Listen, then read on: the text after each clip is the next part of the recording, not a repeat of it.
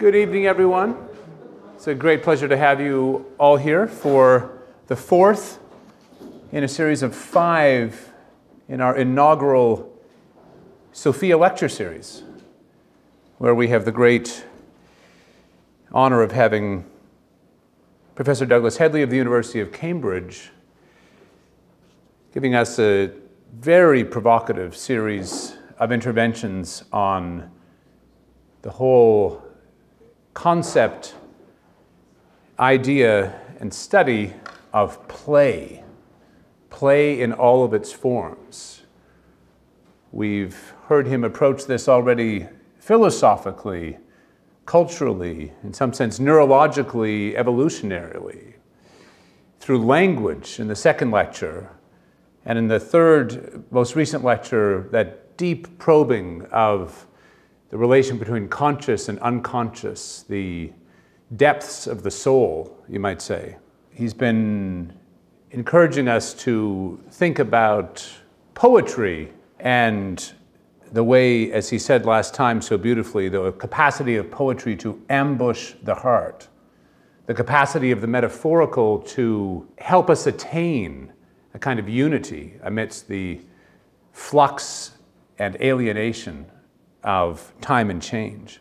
I know after his first 3 lectures, Dr. Hedley needs no introduction, really, but for those of you who perhaps are joining us for the first time, I'll say only that Professor Hedley is a professor of the philosophy of religion at the University of Cambridge, a longtime fellow of Clare College.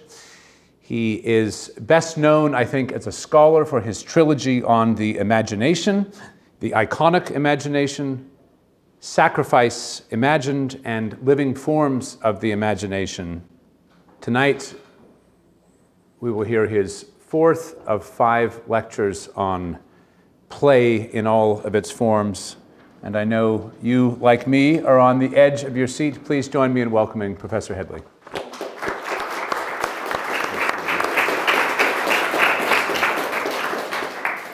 Thank you again, Stephen, for those very kind words.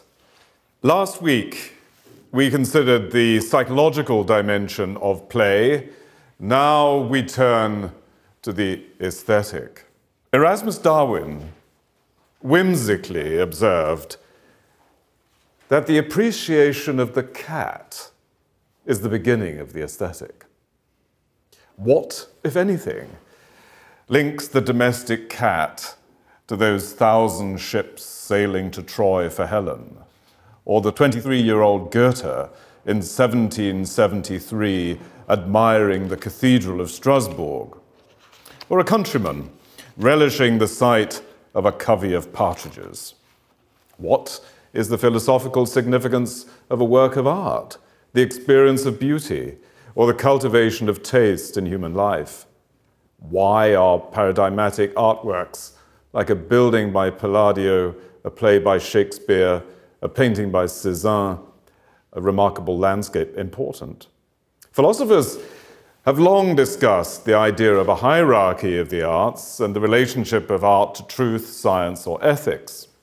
And there is the ancient question of the nature of the creative process or the aesthetic response to art and beauty.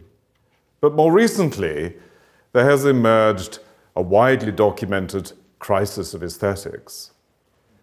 In the wake of Duchamp or Warhol, with their ready-made banal artifacts in the museum, the urinal or the Brillo pad, indistinguishable from their mundane counterparts, it becomes more difficult to speak of the artwork, or indeed aesthetic experience more broadly.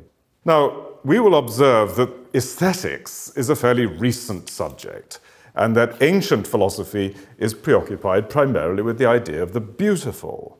The grand European tradition of Die schönen Künste, or les beaux-arts, the beautiful arts, refers to the literature, music, and fine arts in contrast to the functional or practical arts, such as cookery or even government.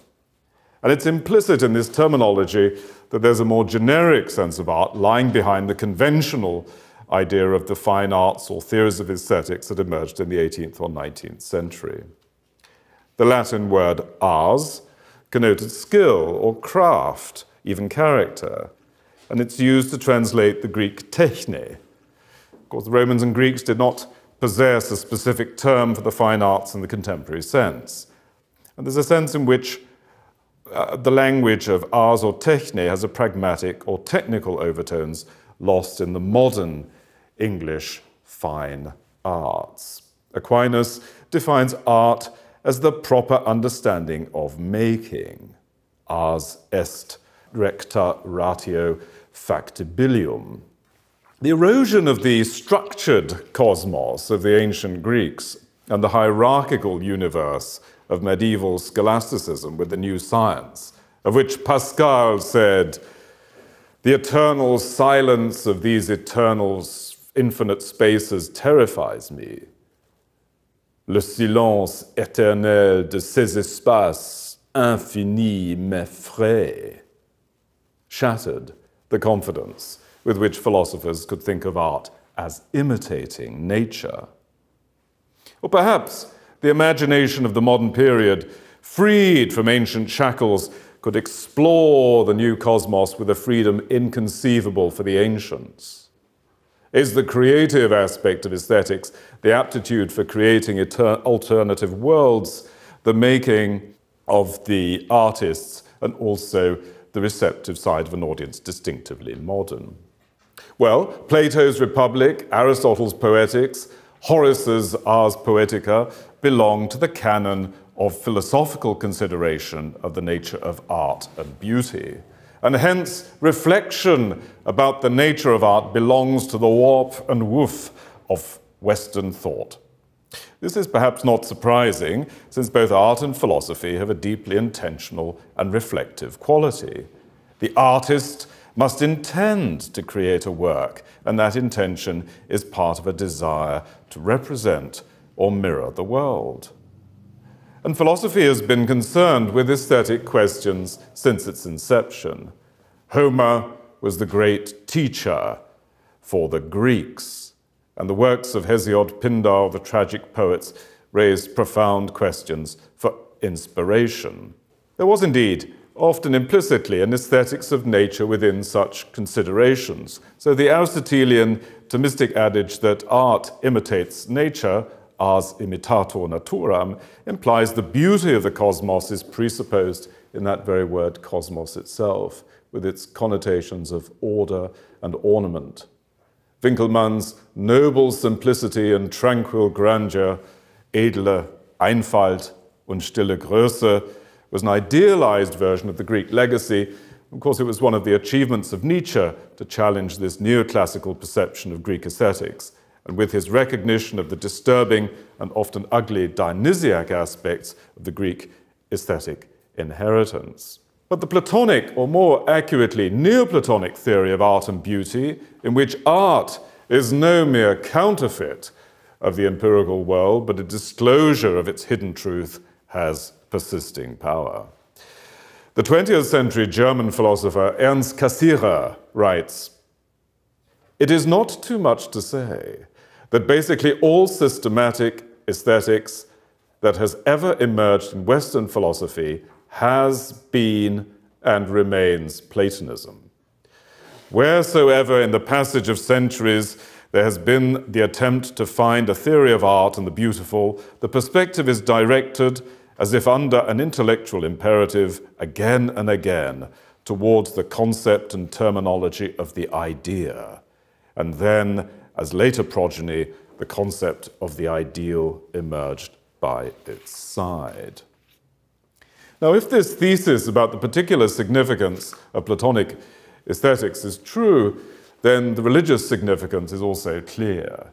If art can be an enigmatic organon of truth through its images, metaphors, and symbols, it can serve to convey truths otherwise obscured by the lethargy of custom or the film of familiarity, to quote Coleridge. The artist can transport the audience or reader to a realm elsewhere while shedding light on this world, enhancing the appreciation of reality. And one might say, indeed, that even if one disagrees with Cassirer thought of Platonism being core to the aesthetic tradition in the West, it's evidently the case that the critique of Platonism certainly has been decisive more recently. So, the crypto-Marxist paranoia of the post-structuralist accounts of art, the adamant rejection of the category of beauty, and the reduction of artistic production to barely disguised class, gender, or tribal interests.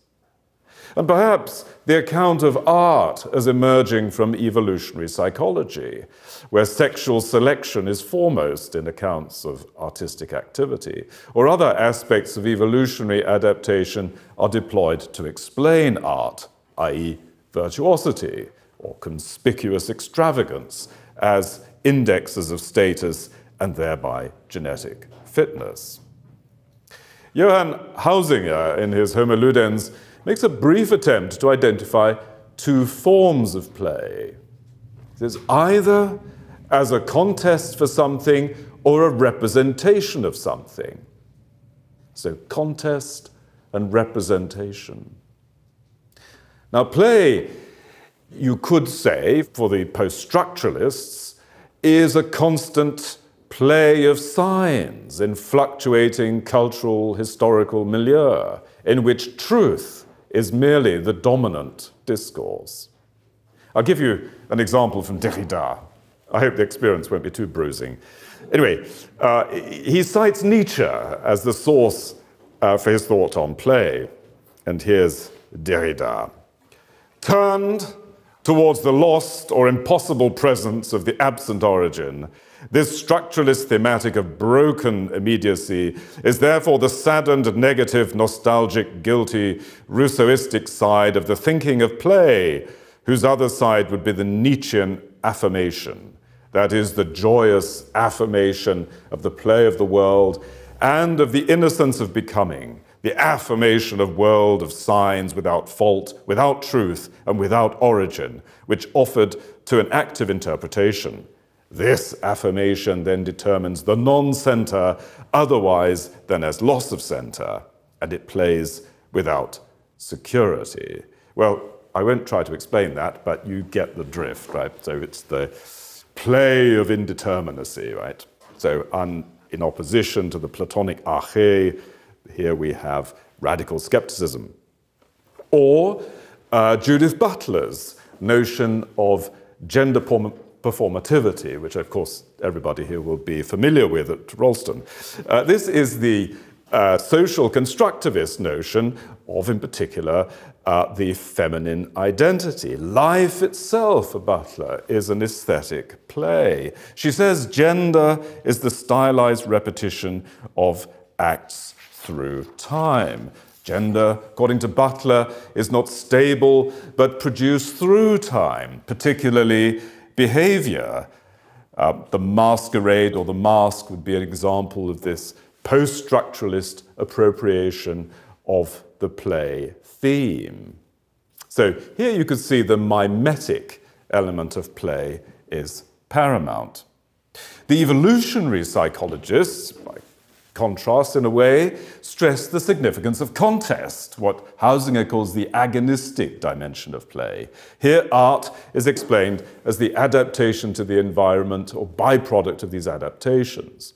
The tendency perhaps to generate a cohesion of communities, maybe an instrument of survival, i.e. storytelling perhaps as a means of transferring wisdom through the generations. So we have figures like Ellen Dissayanake claiming that art is an evolutionary adaptation, a making special, akin to the capacity to judge the danger of heights, say. Or Steven Pinker considering that the search for status, certain environments and items that were attractive for our remote ancestors, perhaps, or a capacity to produce pleasure-generating objects. So on such theories, you can see what one might call the more agonistic or competitive dimension of play. But in today's lecture, I wish to consider the idea of play as a decisive element in a coherent theory of art, but from a somewhat different tradition. from the great classical period of German aesthetics and a great philosopher from the 20th century. I think it helps to reconcile, in many ways, aspects of competing theories of art we've just been looking at, without requiring us to commit either to a post-structuralist version or indeed an evolutionary version. In short, the post-structuralists are correct to stress the significance of performance and culture in play, while the evolutionary psychologists are evidently right to point to the biological dimension of art. The human phenomenon of play may offer a fertile basis for offering an explanation of art. Friedrich Schiller observes that man only plays when he is in the fullest sense of the word a human being, and he is only fully a human being when he plays. And Schiller's ambitious project is that of an aesthetic education, one whose goal is taste and beauty, and indeed the development of the whole complex of our sensual and spiritual powers in the greatest possible harmony. So let's consider these three central thinkers in this tradition, Kant, Schiller, and Gadamer, and all of whom place a central emphasis upon this concept of play in their theories of aesthetics.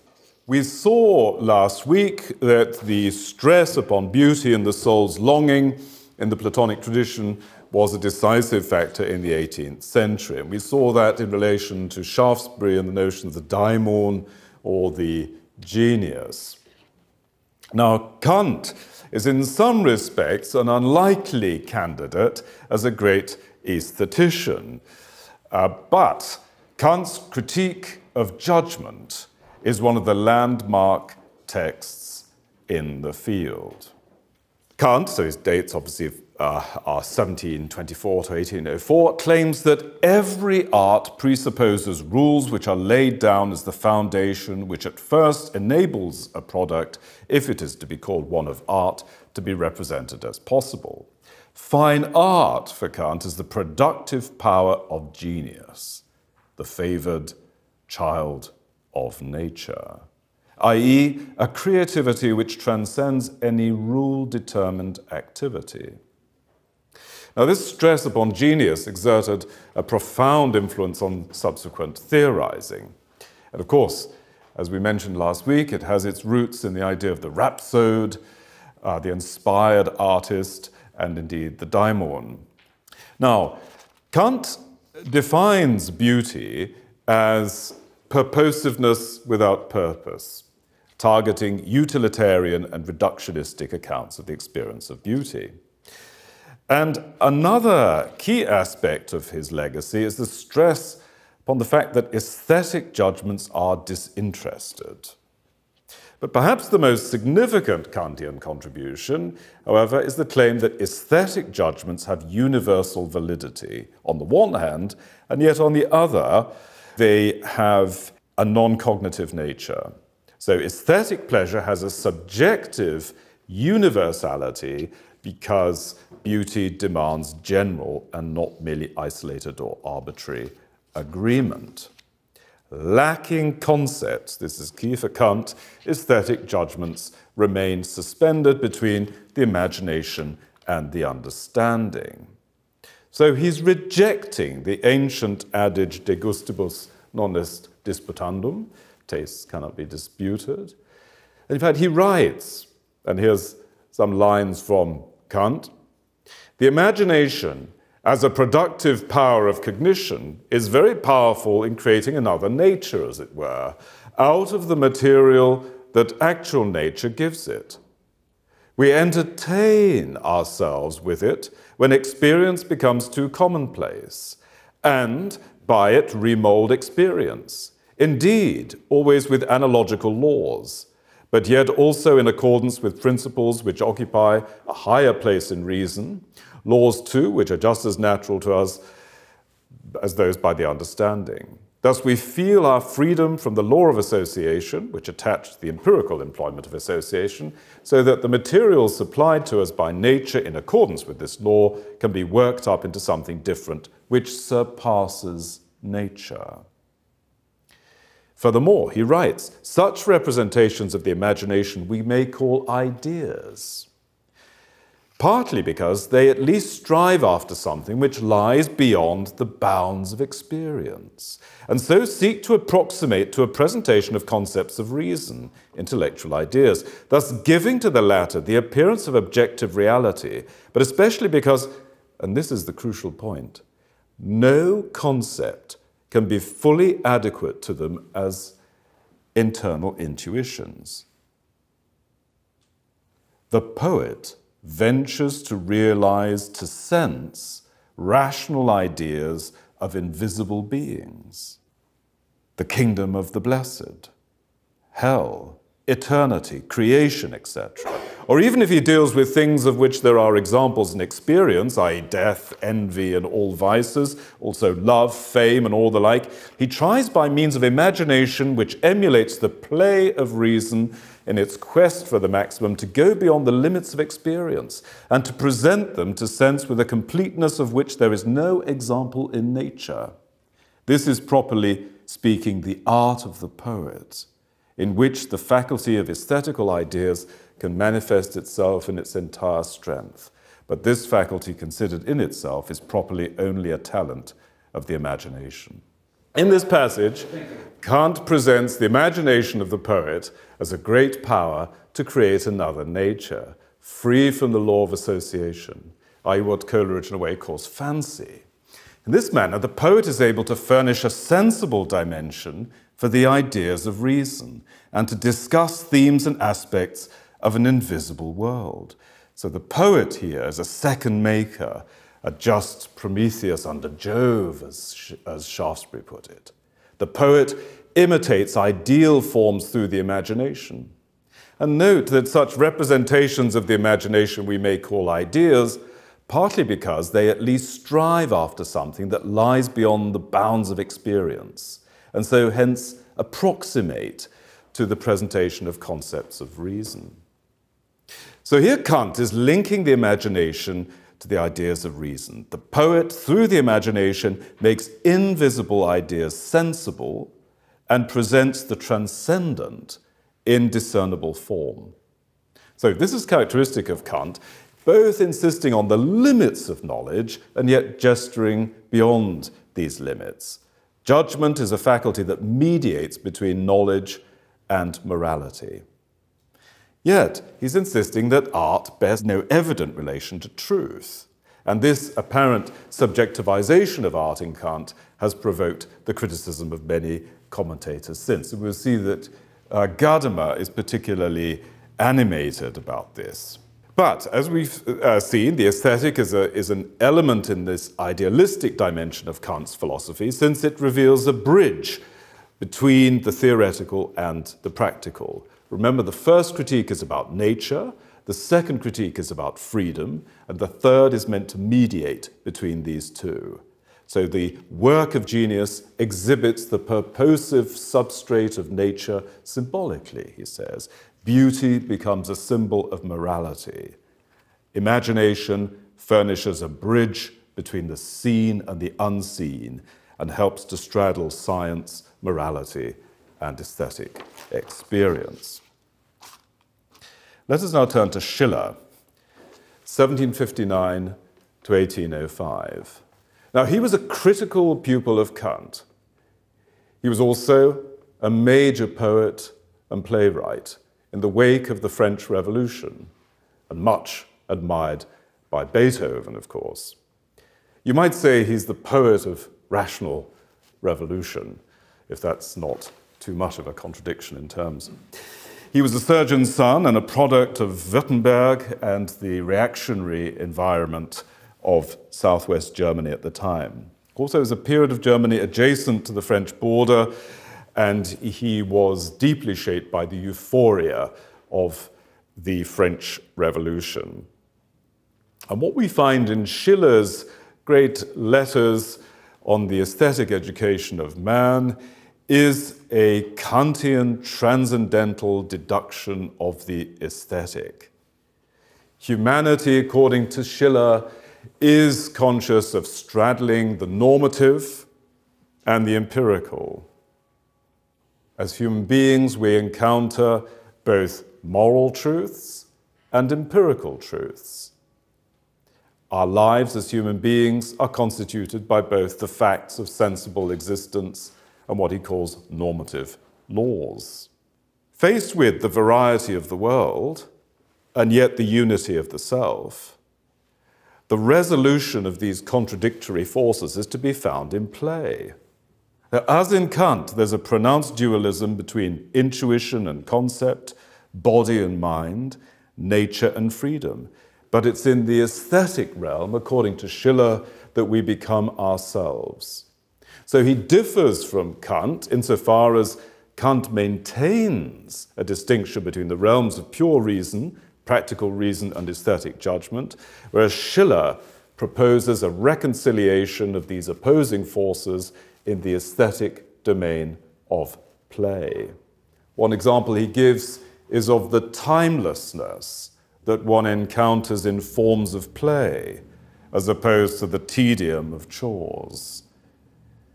This experience of the timelessness is an experience not of the annulling of time, but rather what he calls the Aufheben, the lifting up, the sublimation, perhaps the suspension of time, which I think we all experience in a particularly good game or a beautiful work of art. So let me give you these absolutely wonderful, perhaps paradoxical sounding words from Schiller. Man only plays when he is, in the fullest sense of the word, a human being, and he is only fully a human being when he plays.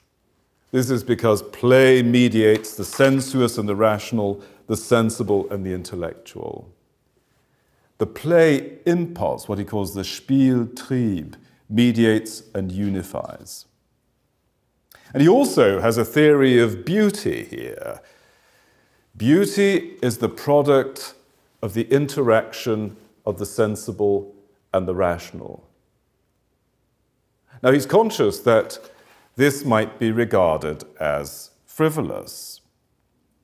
But you may long have been tempted to object that beauty is it not degraded by being made to consist of mere play and reduced to the level of those frivolous things which have always borne this name?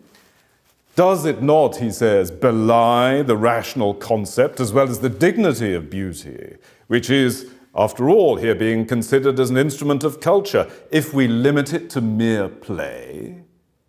And does it not be like the empirical concept of play, a concept which, after all, is entirely compatible with the exclusion of all tastes if we limit it merely to beauty? So he knows how paradoxical it sounds to say that with beauty man shall only play, and it is with beauty only that he shall play. He's saying that play is the proper mode for encountering beauty, and it should be beauty alone that man plays. Living form is beauty. Beauty is the union of material life and form.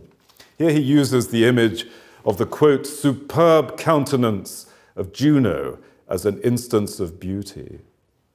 He dismisses the panem et circenses of the Romans as an example of inferior forms of play and turns to this magnificent sculpture of Hera. Describing it, he says, while the woman God demands of veneration, the godlike woman kindles our love. But even as we abandon ourselves in ecstasy to her heavenly grace, her celestial self-sufficiency makes us recoil in terror. The whole figure, this is the goddess, of course, reposes and dwells in itself, a creation completely self-contained, and as if beyond existing, beyond space, neither yielding nor resisting. Here is no force to contend with force, no failure here where temporality might break in. In this description of Juno or Hera, he combines notions of the beauty and the sublime. He divides beauty into four forms. He talks of the energizing, fascinating form of beauty, the releasing, the awesome dimension of beauty, the melting, the lovely aspect of beauty, and the tensing, the majestic. So what do we have here as a theory? Well, whereas for Freud, culture is suppressing the elemental power of the id, Schiller wants to say that the perfection of humanity is to be found in this paradox of human nature, that we are mammals, and yet we belong to a world of reasons as well as a world of causes. And art and aesthetic sensibility unites both the animal and the cultural, the material and the spiritual. So it shouldn't surprise us that artistic works on this Schillerian account can be related in illuminating ways to our biology. Yet at the same time, for Schiller, humanity has an irreducibly non-empirical dimension. I mean, what he calls the form drive. It would be wrong, according to Schiller, to deny either aspect of the human being. Now, I might notice here that the primary sense of the word Spiel is that of play. The transcendental deduction of the aesthetic in Schiller requires Spiel in the sense of a primordial play, of instinct, rather than Spiel in the sense of a highly formalized game. Because this is required for the play drive as the reconciliation of the potentially antagonistic aspects of the human being. So, whereas the Gnostic approach would be to deny the empirical dimension in favor of the purely spiritual, and the Freudian approach is to view culture itself as the brutal and necessary suppression of the animal id. And of course, when you add the Marxist analysis of class relations, then you have the critique of beauty as a mask for the exhibition of status. But in Schiller, we find this powerful idea of the rebirth of ancient ideals and the renewing of what he sees as a specifically Greek experience. And this model of the aesthetic as grounded in play had a decisive influence on the Romantics. Indeed, Nietzsche's contrast between the Dionysian and the Apolline might be seen as a continuation and a revision of the Schillerian contrast between the form and the sense drive, i.e. in opposition but reciprocal energies that fuse in tragedy. And Nietzsche's own aesthetic response to the problem of nihilism could be seen within the orbit of Schiller's influence. So I would say that Schiller offers a profoundly constructive model of art through play. But it is all developed and conducted at a level of extreme abstraction. So let's turn to Gadamer for a more concrete account of art, yet still via the model of play. Hans-Georg Gadamer, 1900 to 2002, a rather long life. So a recent philosopher for whom the concept of play was central. He was also, interestingly, a superb connoisseur of art, with a particular interest in the philosophy of art. Deeply steeped in the German aesthetic tradition, he actually rejects the transcendental standpoint of Kant or Schiller, rather than looking at these abstract conditions for the possibility of the aesthetic experience. Gadamer wants to have a completely different starting point, and one that we will see is based on our historically situated nature. The key to Gadamer's own theory of play lies in the influence of his doctoral supervisor, Martin Heidegger. And one of Heidegger's works that had a particularly important influence on Gadamer was The Origin of the Artwork. In this essay, Heidegger presents what one might call a Schellingian Neoplatonic view of the artwork as a vehicle and repository of truth, as the revelation of being. Habermas wrote about Gadamer urbanizing Heidegger, but Gadamer held fast to some of the key aspects of Heidegger's legacy. The metaphysical crux of this Platonism comes to the fore in the final section of Gadamer's major work, Truth and Method. And here we can see quite clearly its Platonic provenance.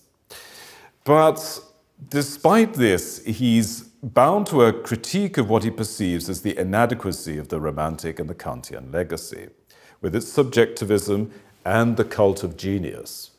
He says to start with subjectivity is to miss the point. Or in another passage in Truth and Method, he says, understanding is to be thought less of as a subjective act than participating in the event of tradition. Such passages belong to Gadamer's assessment of what he perceives to be the subjectivization of aesthetics that comes to a climax in Kant's third critique. And Gadamer deploys the idea of play to demonstrate the flawed nature of Schiller's account, and indeed the entire modern aesthetic tradition. He wishes to free the concept of play from the notion of what he calls aesthetic consciousness. Gadamer is thinking about play here, not, as in the case of Schiller, as Spiel as play, so much as game. The seriousness of the game or player's game is a sacred seriousness. He repeats Hausinger's insistence that the spoil sport is the enemy of the game. And entering the game is participation in which the player is changed by the experience of the work of art. This is the key to what he calls the ontology of art. It is not a free, indeterminate activity, but it transforms the players. So the player loses himself or herself in the play. Play is not the exercise of free subjectivity in contrast to thought or action, as in Kant, but it's being played by the game itself. We, in play games, and then he wants to say in art too, are taken up into the play and wir werden gespielt, so we're played. Now, Gadamer writes, I call this change to answer in which human play comes to its true consummation in being art, transformation into structure. Only through this change does play achieve ideality. So it can be intended and understood as play. Only now does it emerge as detached from the representing activity of the players and consist in the pure appearance of what they are playing. As such, the play, even the unforeseen elements of improvisation, is impeded and in principle repeatable as the character of the work of an ergon and not only of Energia. In this sense, I call it structure, so Gebilde. Now, this translation, so the term structure, is rather problematic because I say the word he's using is Gebilde, and the German word Bild is very difficult to translate. First of all, it has the connotation of the icon, but also of forma. So there's a close link between Bild and Bildung, i.e. image and education. It also has theological connotations. Now the paradigm for art here, as in for Nietzsche before him, is theatre. He writes, but above all, what no longer exists in the world in which we live as our own transformation into structure, remember he means Bilder, is not simply transposition into another world. Certainly the play takes place in another closed world, but inasmuch as it is in a structure, so Bild, it is, so to speak, its own measure, and it measures itself by nothing outside itself. So the action of a drama in this respect entirely resembles the religious act. It exists or absolutely within itself, and it no longer permits any comparison with reality as a secret measure of all verisimilitude. It is raised above all such comparisons. And then he goes on to speak about how philosophy speaks of the comedy and tragedy of life on the one hand and on that of the stage on the other without differentiating between them. But this difference is superseded if one knows how to see the meaning of the play that unfolds before one. The pleasure of drama is the same in both cases. It is the joy of knowledge. So drama, for Gadamer, has a truth-bearing quality. Recognition of truth, the joy of knowledge is central to this vision of art. And of course, this is the reason why Gadamer is so critical of what he sees as the subjectivization of aesthetic experience in Kant and in Schiller, because of this emphasis upon representation and indeed upon truth. Now, a pivotal notion here in Gadamer's aesthetics, not just in Truth and Method, but also in later works, is that of the festival. And the festival is meant to express the participatory mode of play that is so central to Gadamer's aesthetics. The festival is the time and space in which the artwork takes place. The festival is a meeting and a common engagement, a totality in which we participate. And the festival also reminds us of the importance of tradition. We are, Gadamer insists, historical beings, and the festival marks this crucial dimension of our existence, and one barely heeded by contemporary secular society. In a sense, the religious dimension of the festival brings us back, of course, to Plato and his vision of serious play with which we began. What should we draw, then, from our discussion of Kant, Schiller, and Gadamer? I would say that the ineluctable persistence of the question of beauty is one feature. Kant's starting point is one that must still be of momentous significance, not least because of the abiding significance of scientism in our culture. What is the place of aesthetic appreciation in relation to scientific, i.e. theoretical knowledge, and ethics, i.e. our knowledge of agency? Kant is surely correct to insist that a judgment about beauty is not straightforwardly a conceptual matter, but nor is it arbitrary.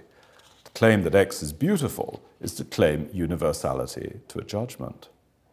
Now, we don't have to accept transcendental idealism as a theory to view this as a perfectly valid question.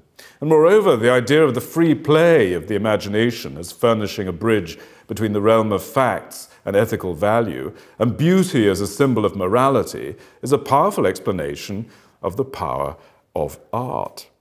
He also recognizes that art provides moments of inspiration and elevation furnished by works of genius. Hume noted that the same Homer revered in Athens and Rome was revered in Paris and London. Dante and Shakespeare, Michelangelo and Bach are venerated to this day in Tokyo and Calcutta. Now, figures like Arthur Danto may claim that this is the effect of Western colonialism, but that, I think, is to mistake the occasion with the cause. It's also to confuse the spirit of power with the power of the spirit. Schiller develops the terminology of Kant, and like the philosopher of Königsberg, is insistent on the spirit of play, i.e. that play in its higher forms expresses something of the sacred vocation of humanity. Schiller's own theory of the merging of feeling and reason in beauty through play is quite original to him. Play, as we've seen, is the creativity that is defining for human beings, the intersection for Schiller of the timeless with time, form with matter. We don't have to share Schiller's utopian hopes for artistic education of humanity to agree that he's right to view beauty as the object of artistic endeavor and correct to deny that we should only think of aesthetic desire in narrowly naturalistic terms.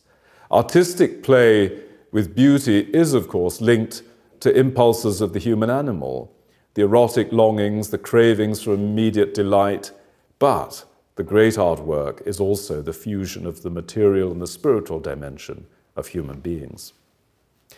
Gadamer's defense of tradition is, I think, also perfectly legitimate and indeed in many ways salutary. The classical Enlightenment view, sapere aude, have courage to know, is problematic insofar as Gadamer insists quite properly that we do not create from nothing. We are historical beings. This, in a way, fits in with Plato's Phaedrus, where the critique of writing in Plato is linked to the need for tradition of thought to guide you with texts. An interpretive context is necessary. And of course, the context of Gadamer's work was a terror of anarchy. We forget today that National Socialism presented itself as a revolutionary movement, not as conservative. The defeat and destruction of Germany in 1945 was a complete breakdown of German society, and Gadamer was offering a vision of Germany of classical humanism, the good Germany of Goethe and Schiller, a Germany untarnished by party ideology and the ideological convulsions of the interwar period. To conclude, the beauty of holiness.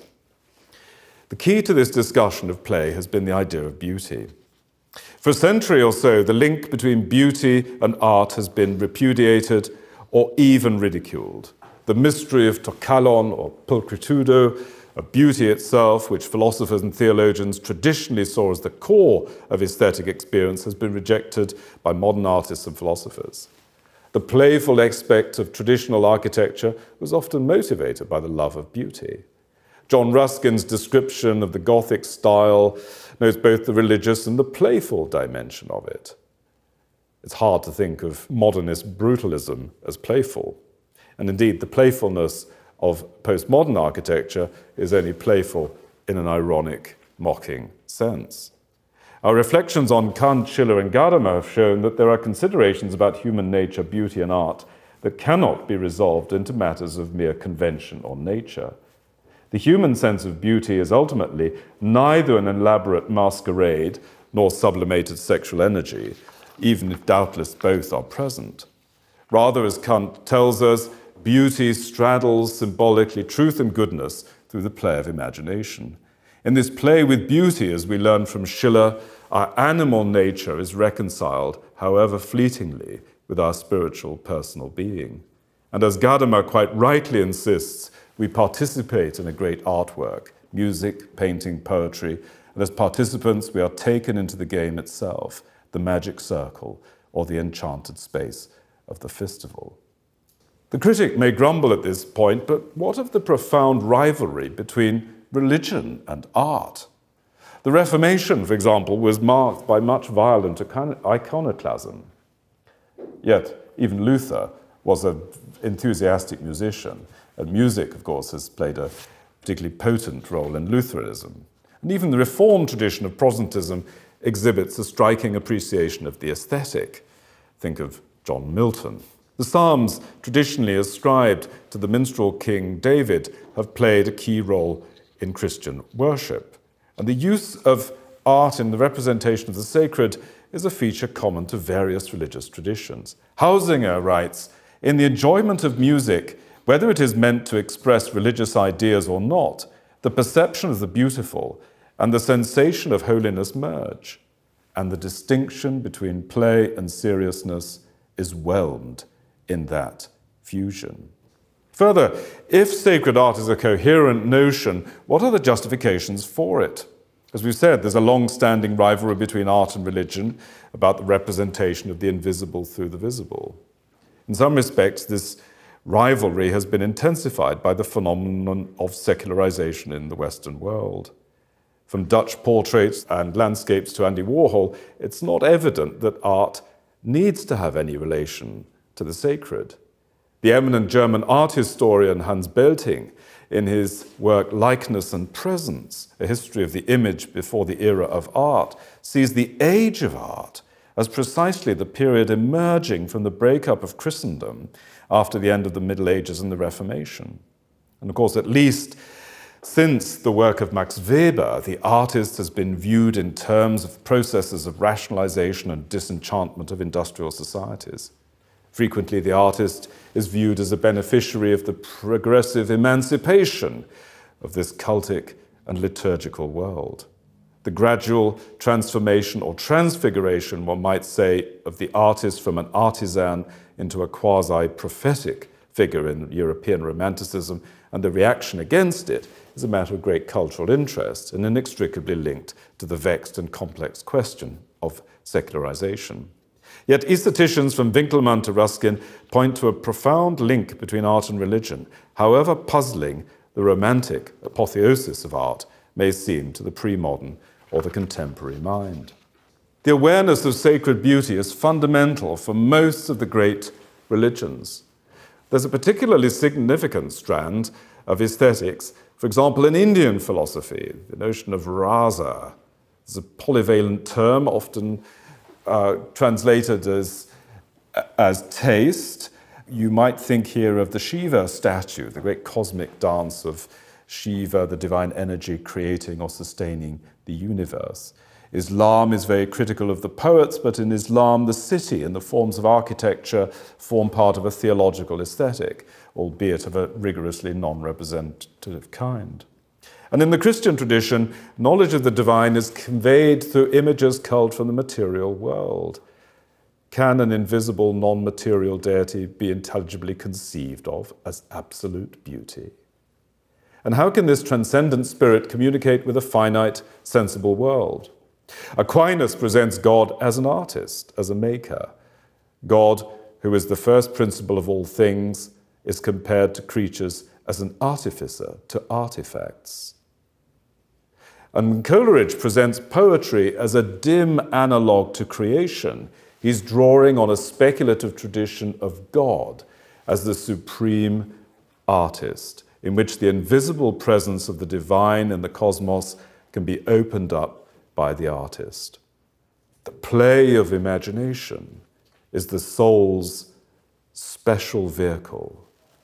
And yet, it can only experience the divine when the soul is illuminated by the divine principle. This is sacred art as expressed by the great 9th century Irish philosopher and theologian John Scott Eriugena, when he writes that God reveals himself in creation in wonderful and ineffable manner by rendering the visible visible. On such a model, God is revealing himself as a theophany in the created order, and it is to this theme of God as artist that we will turn to our final lecture next week.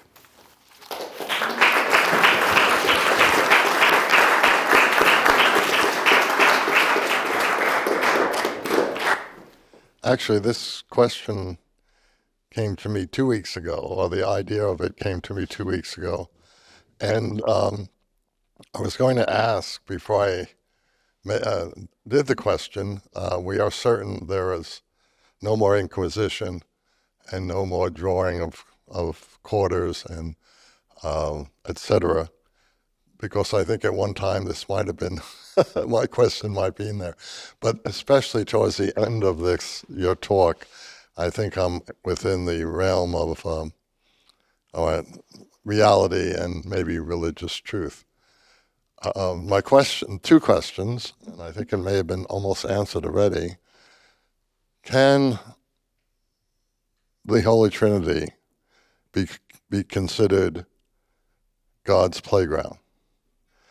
And can we be the product of God's play? And I go back to Aristotle and Aquinas' idea of God being perfect. And if God is perfect, why create? If not as an act of play. Yes, thank you very much for that. So there's an interesting parallel here in the Indian tradition with the notion of lila. So lila is, the Sanskrit word is translated in various ways as sport or play or spontaneous activity. And in the Bhakti tradition of Indic theism, so the theistic versions of Vedanta, rather than the monistic versions, we have a model of divine creation as neither mechanical, but at the same time also not anthropomorphic making, but rather a spontaneous overflow, which some of those who are familiar with the Neoplatonic tradition, particularly as that influenced the West, will note various resonances with that. And of course, this is the level of metaphor, so it's not claiming that this is a literal play, just as the overflow of the Neoplatonists is not a literal overflowing. These are images that are being used to describe the ineffable. But I'll be discussing some of these topics next week. Thank you for that. I think the idea of the Trinity being a playground is a profound philosophical idea, even though it sounds rather frivolous. Because you have being that doesn't need anything. And why create?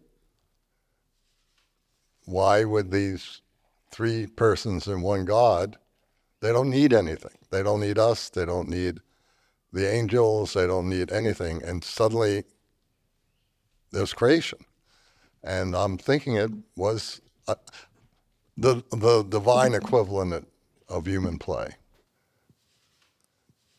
I mean, obviously that was one of the major criticisms of Christianity in antiquity, was that given God's perfection, that the Christian model of divine action was incoherent, because of course, how could a perfect God act in any way other than to become deficient in some sense? So I think these images of play are interesting in relation to that problem.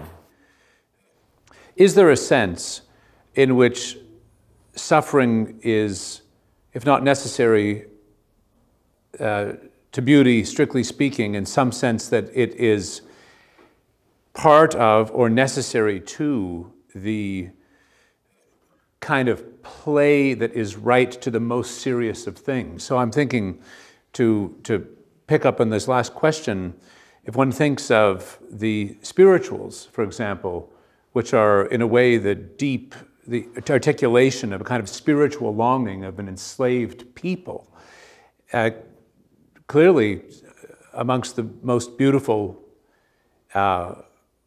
works of song ever conceived, is there a sense in which suffering is necessary to beauty, or perhaps, and one can think from the other side too, that why is it that often the most beautiful music seems also to have a connection to sadness and pain and suffering of all kinds of genres? And so is there a connection there, and could we go so far as to say that the greater, in the sort of Schillerian sense, the greater the difficulty of the underlying substrate, also, if it can be turned to a kind of reconciled freedom, the more beautiful what comes out of that is? Wasn't it Brigitte Bardot who said, it's necessary to suffer for beauty? Sorry, that's a... I think your question is Would you allow me to? Is a very profound one, and of course the notion of play that we're dealing with here has this paradoxical quality of the relationship between play and seriousness that we find in Plato's Laws. And that is inextricably linked to the sense that suffering is unavoidable, and that negotiation with suffering is part of the Western philosophical tradition, and of course not just the Western philosophical tradition, but this is where I think Pierre Hadot is very illuminating in saying that all the great schools of philosophy can be thought of as generating an answer to the question of suffering. And of course you can see that the early Christians, who often spoke of Christianity as a philosophy rather than a theology, in the sense of not an abstract exercise, but a philosophia Christi, as a response to the problem of suffering in relation to the figure of Christ. So when we find a figure like Erasmus in his In Praise of Folly, exploring these themes, he's highly conscious of this question of suffering. And indeed, the writers we've been looking at have all been deeply conscious of human suffering. And after all, Schiller had great hopes for the French Revolution, and those hopes were shattered in a bitter way. Gadamer grew up, of course, through a very tumultuous century, and I think one can see much of Truth and Method as being linked to the question of destruction and how art can help us to reconcile ourselves to suffering. So I don't think this treatment of play is to be seen, as Schiller says quite explicitly, in a frivolous way at all. However paradoxical that sounds. I wonder if you could say a little bit more about this kind of departure from a consensus in the tradition that reaches a certain kind of culmination, a figure that you mentioned earlier in your lecture series, Nicholas of Cusanus, who says that in God, beauty and goodness, pulchritudinous and bonitas are controvertible. Now it seems there's a breakup of beauty and goodness in the modern period. Is this inherent to the subjectivism, this hyper-focus now on, and the rise of this domain and discipline that is aesthetics? Kant seems to want to bring these things back together, and yet can't quite manage it. How do you account for that decline or development in the tradition that you've been rehearsing? Well, I think obviously part of it is linked to the rise of modern science. That's clear, and Kant sees himself very much in that context. But I think it'd be a mistake to see the critique of judgment, which many of the post-Kantians saw as his most important work, as a sort of afterthought to the first critique, and possibly even his critique of practical reason. It seems to me that although Kant certainly was not a connoisseur of art or a natural aesthetician in the way that Gadamer was, I mean, for Gadamer, like Hegel and Schelling, this was an absolutely central interest for him. But nevertheless, I think Kant does have an interest in the significance of this free play of imagination, the significance of this aesthetic domain, albeit he's coy about the systematic implications of it. So I would say that all the figures we're looking at are in a somewhat ambivalent relationship to the tradition that you've mentioned. They don't think that we can simply go back to that medieval harmony of truth, goodness, and beauty.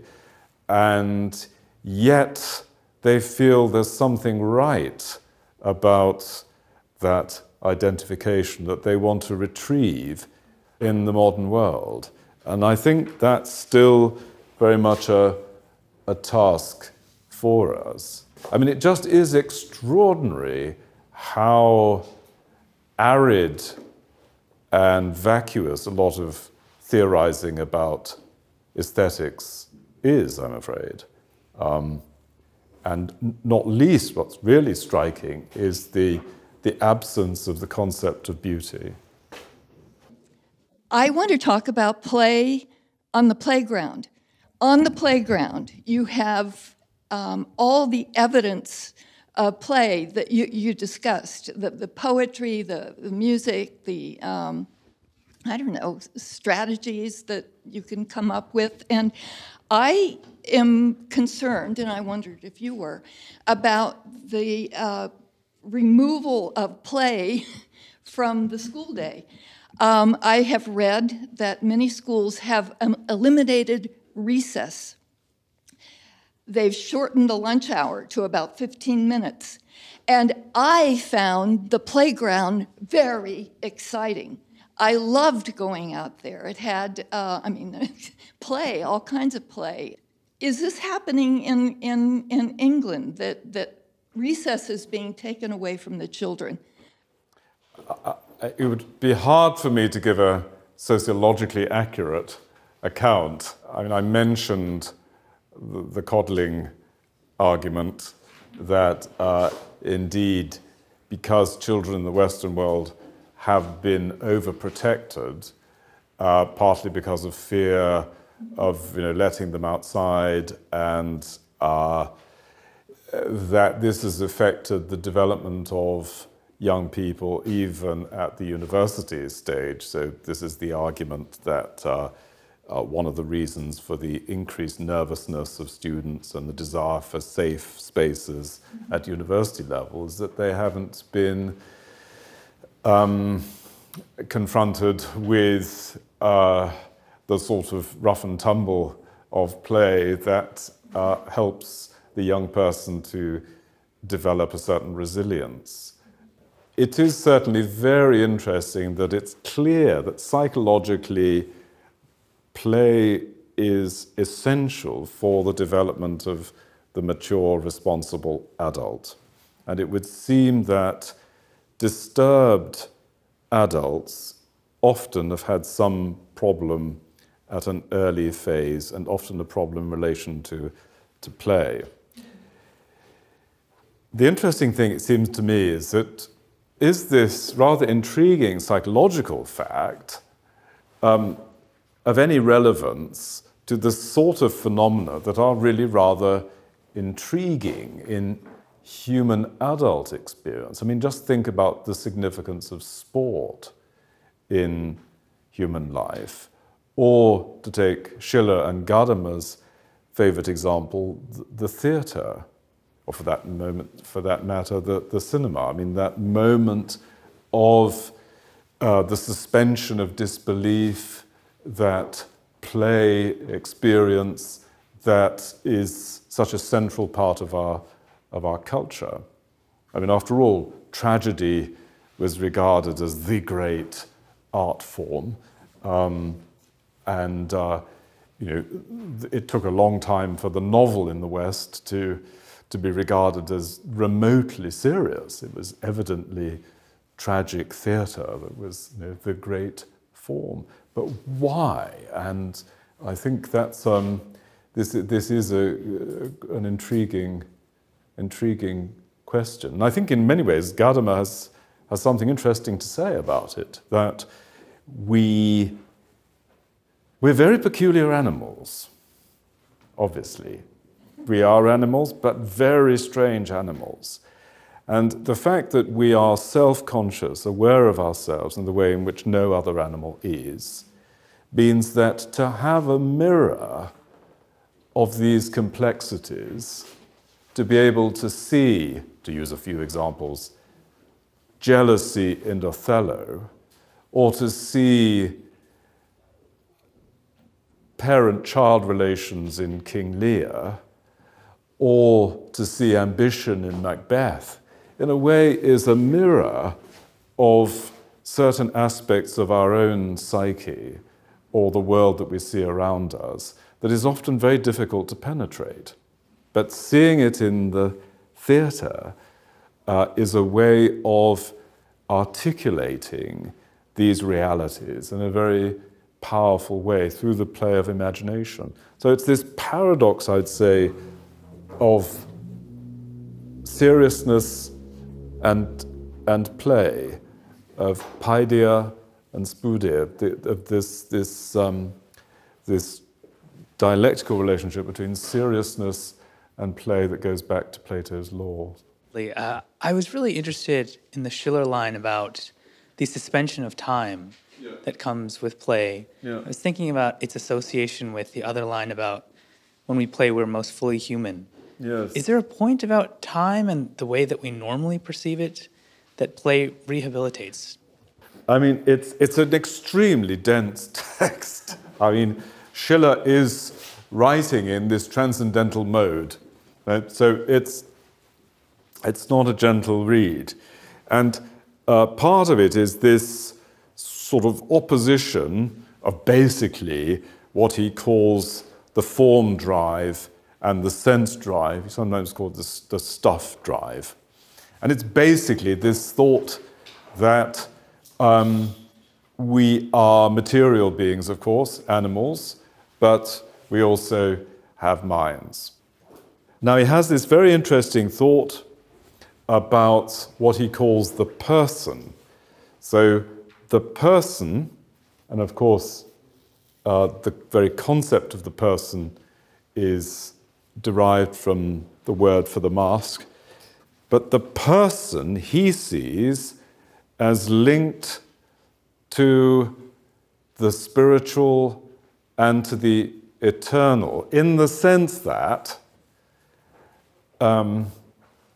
we're changing all the time.